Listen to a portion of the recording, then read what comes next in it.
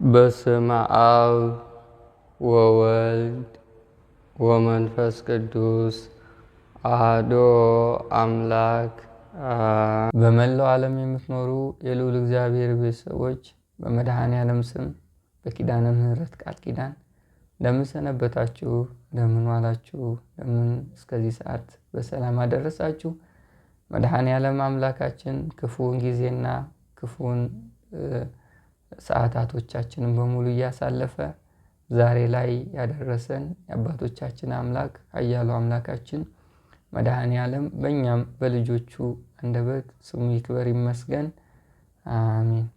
ዛሬ መድኃኔዓለምን አንደበት አድርገን የምንማማርበት የትምህርታችን ርዕስ የሚሆነው ከክፉ መናፍስት ጋር ያለው ውጊያ መቼ ነው የሚያበቃው የሚል ነው።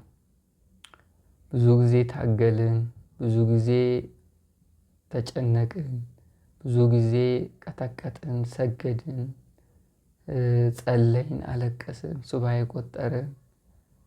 ይህን ሁሉ ጊዜ አሳለፍን። በመናፍስት እድሎቻችን ተወሰዱ፣ በረከታችን አጣን። ባዶ የነበርንበት ጊዜ ነበር፣ ከፍ ያልንበት ጊዜ ነበር። ግን ይሄ ሁሉ ውጊያ የሚል ስያሜ ሰጥተነው ማብቂያውና መደምደሚያው መቼ ነው የሚለው ነጥብ ላይ ነው ዛሬ የምንቆየው። ከዛ በፊት ግን እንደተለመደው መጋቢት 27 ጥንተ ስቅለተ ኢየሱስ ክርስቶስ ነው። መድኃኔዓለም የተሰቀለበት ትልቁ በዓል ነው። የነፃነት በዓል ነው። ክፉ መንፈስ የተሸነፈበት እና የሰው ልጆች ከሲኦል ወጥተው ወደ ገነት የገቡበት በዓል ነው። የመድኃኔዓለምን ፍቅር የፍቅር ጥግ ያየንበት፣ የመብርሃንን በዓለም የማይወዳደር እንባዋን ያፈሰሰችበት ዕለት ነው፣ በዓል ነው። ይሄ በዓል ባዶ እጃችንም ማክበር የለብንም። እንደ ሌላው ስጦታ ይዘን መባ ይዘን አስራታችን ለመድኃኔዓለም አውጥተን ነው መሆን ያለበትና ሽላቦ መድኃኔዓለም ቀራንዮ መድኃኔዓለም ቤተክርስቲያን በሶማሌ ሀገረ ስብከት ስር የምትገኝ ትንሽዬ ቤተክርስቲያን አለች። እሷን እንሰራለን። 20 ምእመን ነው ብቻ ነው። ከ20 ራሱ የማይበዙ ምእመን ያለበት በአሕዛብ የተከበበች ነች።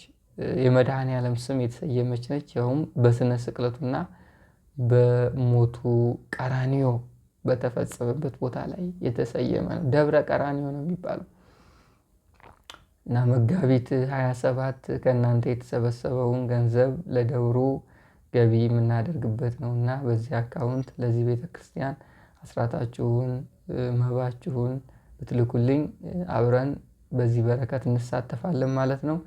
ኃያሉ አምላካችን መድኃኔዓለም ይህን የበረከት ስራ ይባርክልን፣ ጉባኤያችንን የሚያስፋልን፣ ክፉን ኃይል የያዝልን፣ ለበረከት ያርገን። ከክፉ መናፍስት ጋር ያለው ውጊያ መቼ ነው የሚያበቃው የሚል ርዕስ ይዘን ነው የምንማማረው። ይሄ በጣም የሚገርም የብዙዎቻችን ጥያቄ ነው። ብዙ ነገሮች ማብቂያ አላቸው። የመናፍስት ውጊያ ማብቂያ አለው፣ እርግማንም ማብቂያ አለው፣ ሞትም የሚያበቃበት ጊዜ አለ፣ ጭንቀትም ያበቃል፣ የውስጥ መረበሽም ያበቃል። መናፍስት የሚያመጡብን ፈተናዎቻችን በሙሉ የሚያቆሙበት ጊዜ አለ እና ግን ይሄ ውጊያ መቼ ነው የሚያበቃው፣ ምን ደረጃ ላይ ስንደርስ ነው የሚለውን ነው የምናየው። 4 ነጥቦችን ይዣለሁኝ ከመጽሐፍ ቅዱስ ጋር አያይዤን እናያለን፣ እንማማራለን። የመጀመሪያው ክፉ መንፈስን ከሱ ጋር ያለን ውጊያ ፈተናዎቹ የሚያመጣብን በሙሉ ነገሮች የሚያበቁት የመጀመሪያው ነጥብ ጊዜው ሲደርስ ነው። አሁን እኛ አንዳንድ ሰዎች 20 ዓመት የሚቆይባቸው አሉ። አንዳንድ ሰዎች በ2 ወር አፈንድተው ይሸኙታል። አንዳንድ ሰዎች እስከ 7 ዓመት እስከ 6 ዓመት ይቆያል። ሁሉም እንደየ ሁኔታው ነው። ግን በመናፍስት ውጊያ እስከገባን ድረስ ከዚህ ጠላት የምንገላገልበትን ሁኔታ መንገድና ጊዜ በስላሴ ልብና የታሰበ ነው። በስላሴ ልብ የሚታወቅ። ስለዚህ ቅድስት ስላሴ የፈቀዱበት ጊዜ ሲደርስ ከዚህ ክፉ ኃይልና መንፈስ እንገላገላለን። የዲያብሎስ ውርጅብኞች ይቆማሉ። የጠላት ወጥመዶች በሙሉ ይፈታሉ። ከታሰርንበት፣ ከተያዝንበት፣ ከጠፋብን፣ ከደነዘዝንበት፣ ከፈዘዝንበት በሙሉ እንነቃለን። ግን ይህ የሚሆነው መቼ ነው? ጊዜው ሲደርስ፣ ሥላሴ ፈቀዱበት ጊዜ ሲደርስ። ከኛ የሚጠበቀው ታዲያ ምንድን ነው? በትጋት ሆኖ መዋጋት፣ በትጋት መጸለይ፣ በትጋት ማምለክ፣ በትጋት ማልቀስ፣ በትጋት እግዚአብሔርን መለመን፣ በትጋት መንፈሳዊ ሕይወትን ማጠንከር፣ በትጋት መመጽወት፣ በትጋት ቤተክርስቲያን መመላለስ፣ በትጋት መንፈሳዊ ታሪኮቻችን መገንባት፣ በትጋት እድሜያችንን ማስባረክ፣ የቡራኬ ጊዜያቶችንና ሁኔታዎችን ምቹ ማድረግ። ይሄ ከኛ ይጠበቃል ማለት። ከዛ ጊዜው ሲደርስ ይፈታናል። ጊዜው ሲደርስ ከዲያብሎስ ይገላግለናል። ጊዜው ሲደርስ ክፉን ኃይል እናሸንፋለን። ጊዜው ሲደርስ ከመናፍስት ተፈተን ንጹሕ አእምሮ ይዘን የተባረከ ሕይወትን እንመራለን። ጊዜው ሲደርስ እግዚአብሔር ጋር እንደ ልባችን እንጸልያለን። ከልቡነን እናመሰግነዋለን። ከልቡነን ምስጋናና አምልኮትን እናደርጋለን። ጊዜው ሲደርስ ከልባችን አምላካችንን እያመሰገን እንኖራለን። ጊዜው ሲደርስ ቤተሰቡ ሰላም ይሆናል። ጊዜው ሲደርስ ልጆቹ ይመለሳሉ። ጊዜው ሲደርስ እኛ ጥያቄ የሆነብን ነገር በሙሉ ይፈታል። ግን የሚሆነው መቼ ነው? ጊዜው ሲደርስ። በጊዜ ነው። አንድ ሰከንድ በመድኃኔዓለም ፊት ዋጋ አላት። አንዲት ሰከንድ እንኳን ከፈቃዱ ፈቀቅ አትልም። ሁሉም ነገር በፈቃዱና እሱ በወደደው መንገድ ብቻ ነው የሚሆነው። ይህን መርሳት የለብንም። እስኪ አንድ ነገር ላስታውሳችሁ ስለ ጊዜ። ሐዋርያው ቅዱስ ጳውሎስ ለገላትያ ሰዎች ሲጽፍላቸው እንዲህ ብሏቸዋል። የሐዋርያው ቅዱስ ጳውሎስ መልእክት ወደ ገላትያ ምዕራፍ 4 ቁጥር 4 ላይ ነገር ግን የዘመኑ ፍጻሜ በደረሰ ጊዜ እግዚአብሔር ከሴት የተወለደውን ከሕግ በታች የተወለደውን ልጁን ላከ። ምን ባለ ጊዜ? የዘመኑ ፍጻሜ በደረሰ ጊዜ። አያችሁ፣ የዘመኑ ፍጻሜ በደረሰ ጊዜ፣ ትንቢቱ የሚፈጸምበት ጊዜ በደረሰ ጊዜ እግዚአብሔር ተወልዷል። 5500 ዘመን ጊዜው ሲደርስ ተወልዷል። አዳም 5 ቀን ተኩል ተወልጄ አድናለሁ ሲለው ቀን ቆጥሮ ጠብቆታል፣ ግን አልሆነም። እና መድኃኔዓለም የተወለደው ጊዜው ሲደርስ፣ የተጠመቀው ጊዜው ሲደርስ፣ የተሰቀለው ጊዜው ሲደርስ፣ ነፍሳትን ከሲኦል ያወጣው ጊዜው ሲደርስ፣ ያረገው ጊዜው ሲደርስ፣ የሚመጣው ጊዜው ሲደርስ። ሁሉም በጊዜ ከረጢት ውስጥ ያለች ናት።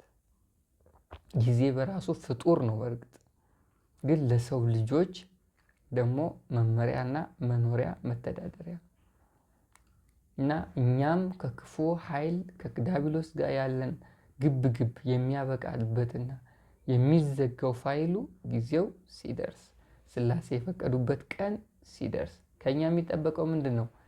በትጋት ሆኖ መንፈሳዊ ሕይወትን መምራት። በትጋት ይሄ የመጀመሪያው ነጥባችን። ስለዚህ የእግዚአብሔርን ጊዜ መጠበቅ ነው። አንድ መዝሙር አለ ደስ የሚለኝ እኔ የእግዚአብሔርን ቀኖቼ እየጠበቅኩኝ እኔም እንደ ሐና፣ ርዕሱ እንደ ሐና ነው። ልቤ ጸና ምርት ነሽ የዘመረችው መዝሙር አለና ማን አለ እግዚአብሔርን ጠብቆ ያፈረ የሚል የመዝሙሩ አካል አለው እና በጣም ነው ደስ የሚል። የእግዚአብሔርን ቀኖች እየጠበቅኩኝ እኔም እንደ ሐና ልቤ በአንተ ጸና የሚላል እና የእግዚአብሔርን ቀን መጠበቅ በአምልኮት ውስጥ ሆኖ፣ በጸሎት ውስጥ ሆኖ፣ በስግደት ውስጥ ሆኖ ሕጉን በመጠበቅ ውስጥና በበረከት እየተጓዙ መጠበቅ ክፉን ኃይል ከሕይወታችሁ ይነቀላል፣ በረከታችሁ ይመለሳል፣ እድላችሁ ይመለሳል፣ ጠላቶቻችሁ ያቁማሉ፣ የመተት እድሳት ይቆማል፣ ሁሉም ነገር ቀጥ ይላል። ምን ሲሆን? እግዚአብሔር ቀን ሲደርስ። እስከዛ ግን ጽና፣ እንደ ሐና ጸልይ፣ በርቱ። ይሄ መጀመሪያው ነጥብ ነው። ሁለተኛው ከክፉ መናፍስት ጋር ያለው ውጊያው የሚያቆመው ወይም የሚያበቃው ስራውን ሲያቆመው ራሱ ስራውን ካቆመ ውጊያውም ያቆማል። ስራ ማቆም ማለት ፈተናውን ሲያቆም፣ ስትነቁበት፣ እያንዳንዷን ነገር ስትቆጣጠሩት፣ ሰራዊት መሳብ ካቃተው፣ ወሱሶ እንደፈለገ አንተን መንዳት የማይችል ከሆነ፣ ኃይል መቀልበስ ካቃተው፣ መተት የማይታደስ ከሆነ፣ ሙሉ ለሙሉ እንዳይሰራ አድርገህ ስር አድርገህ ከያዝከው ምን ያደርጋል? ይሄዳል። በቃ ስራውን ካቆመ ራሱ ይሄድልሃል። ከሰራ ስራ ካልሰራ ምን ያደርጋል? ዝም ብሎ መቃጠል ምንም አያደርግም። ስለዚህ ሁለተኛ የሚሄደው ስራውን ሲያቆም፣ በረከትህን እያበላሸ ውስጣዊ ህይወት ግን እየረበሸ እያስጨነቀ፣ አንዳንድ ነገሮች ኃጢአት አብራችሁ እየሰራችሁ እንደዚህ ከሆነ አይሄድም። ግን ሙሉ ለሙሉ ስራውን ሲያቆም ውልቅ ብሎ ይሄዳል። ስለዚህ መቼ ነው ውጊያው የሚቆመው ለሚለው ጥያቄ ሁለተኛው መልስ ስራውን ሲያቆም ነው። ካስቆምከው ነው፣ ከተቆጣጠርከው። ይሄ እንዴት ነው የምቆጣጠረው ለሚለው ደግሞ ሶስተኛ ላይ እንጣ ስለ መናፍስት በቂ የሆነ ግንዛቤ ሲኖርህና ኃይል እንደ ጸጋ ሆኖ ሲሰጥ።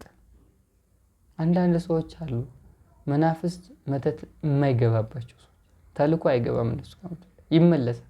ይሄ ጸጋ ሆኖ ተሰጥቷቸዋል። አንዳንድ ሰዎች ደግሞ የክፉ መናፍስትን የትኛውን መንፈስ ቢገባ የመቆጣጠር አቅም አላቸው። ይህም ጸጋ ነው። ስለዚህ ጸጋ ተሰጥቶ ያ ጸጋ ኃይል ሆኖ ሙሉ ለሙሉ ከተቆጣጠርከው አንተ ራሱ ልታስወጣው ትችላለህ። እና ይሄ ስራውን የሚያቆመው በቂ የሆነ ግንዛቤ ሲኖርህና ያ በቂ የሆነ ግንዛቤ ጋር ደግሞ ጸጋ ሲጨመርበት። አንዳንዴ በሁኔታዎች ይሄ በምታውቅ ማወቅ ባለብህ ጊዜ ካላወቅ ያመልጣል። ስለ መናፍስት ታውቀን ከተኛ አይተን ማናገናዝብ ከሆነ ቶሎ ወደ ተግባር ለመለወጥ ሰነፎች ከሆንን ብዙ ነገር እያወቀን ይበላሻል ማለት ነው። አንድ የሚገርመኝ ቃል አለ መጽሐፈ ሲራክ 25:3 ላይ ከህፃንነት ጀምረህ ያልተመከርክ በእርጅና ጊዜ እንዴት ብልህ ትሆናለህ? አየህ፣ ቶሎ ካልነቃ ማለት ነው። ቶሎ ካልነቃ ክፉ መንፈስ ስራውን ሰርቶ ካበቃ በኋላ ምን ታደርገዋለህ?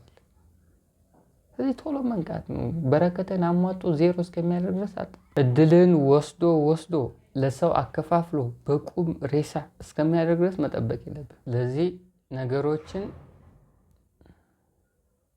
ስለዚህ ነገሮችን በተረዳህበት፣ ባወክበት፣ በተገነዘብክበት ጊዜ ነው ወደ ተግባር መለወጥ ያለብህ ማለት ነው። ከህፃንነት ጀምረህ ካልተመከርክ በእርጅና ጊዜ እንዴት ብልህ ትሆናለህ ይላል ሲራክ። እውነቱን ነው። ይገርማል በጣም። ሐዋርያው ቅዱስ ጳውሎስ ስለ ጸጋ ኃይል እንዲህ ብሎ ያስተምሯል ወደ ቆላስይስ ሰዎች 1:6 ላይ ይህም በዓለም ሁሉ ደግሞ እንዳለ ወደ እናንተ ደርሷል። የእግዚአብሔር ጸጋ በእውነት ከሰማችሁበት ካወካችሁበት ቀን ጀምሮ በእናንተ ደግሞ እንዳለ እንዲሁም በዓለም ፍሬ ያፈራል ያድጋል። አያችሁ፣ ጸጋ ያድጋል፣ ፍሬ ያፈራል። ያ ፍሬ መናፍስትን ከህይወት እንዲወጣ ያደርግላል። ያ ፍሬ ሲያድግ ደግነት፣ የዋህነት፣ በጎነት፣ የበረከት ሰው የመሆንን ምስጢር ያላብሳል። ጸጋ ሲያድግ ለሌላው ይተርፋል። ጸጋ ሲያድግ ክፉና ደጉን የምትለይበት አቅም ታገኛለህ። ጸጋ ሲያድግ ስለ ቤተ ክርስቲያን፣ ስለ ሀገር፣ ስለ ወገን ፍቅር የሚለው ቃል ይገባል። ትቆረቆራለህ፣ ለሌላው ትኖራለህ ማለት ነው። ጸጋ ሲያድግ ዛሬ ራሳቸውን ጥለው ለሌላው የሚኖሩት እኮ ጸጋቸውን ራሳቸውን ጥለው እየተሰደቡ እየተንቋሸሹ የሚያምር ልብስ የሚያምር ምግብ ሳይበሉ ክብራቸውን ዓለማዊ ወዛቸውን ጥለው ይገርሙኛል። ያ ጸጋ ነው፣ ለብዙ ይተርፋል። ታዲያ እና ክፉ መንፈስ ውጊያም የሚያበቃው ጸጋ ሲሰጠን። መጨረሻ አራተኛው አንዳንድ ውጊያዎች የእድሜ ልክ ናቸው። ገደባቸው እድሜ ልክ ነው። ልክ ሐዋርያው ቅዱስ ጳውሎስ ከኔ እንደወጣ 3 ጊዜ ጸለይኩ፣ ግን ጸጋ እንዲበቃሃል እንደተባለና በሞት ነገሩ እንደሚያበቃ ይህ መንፈስ እንደሚለየው ራሱ ጽፎልናል ቆሮንቶስ መልእክቱ ላይ። ስለዚህ አንዳንድ ውጊያዎች እድሜ ነው የሚገታቸው። ማንነቃ ማንበረታ ብለን ከሆነን ዘር ከሆነ እና እግዚአብሔር ፈቃዱም ከሆነ እድሜ ይገታቸዋል። እድሜያችን ሲያበቃ ውጊያውም ያበቃ እና የመናፍስት ውጊያ የሚያበቃበት ጊዜያቶች አንደኛው ጊዜው ሲደርስ፣ ሁለተኛው በቂ የሆነ ግንዛቤ ሲኖረን፣ ሶስተኛው በጸጋ ስንበለጽግ፣ አራተኛ የእድሜ ገደብ ሲደርስ።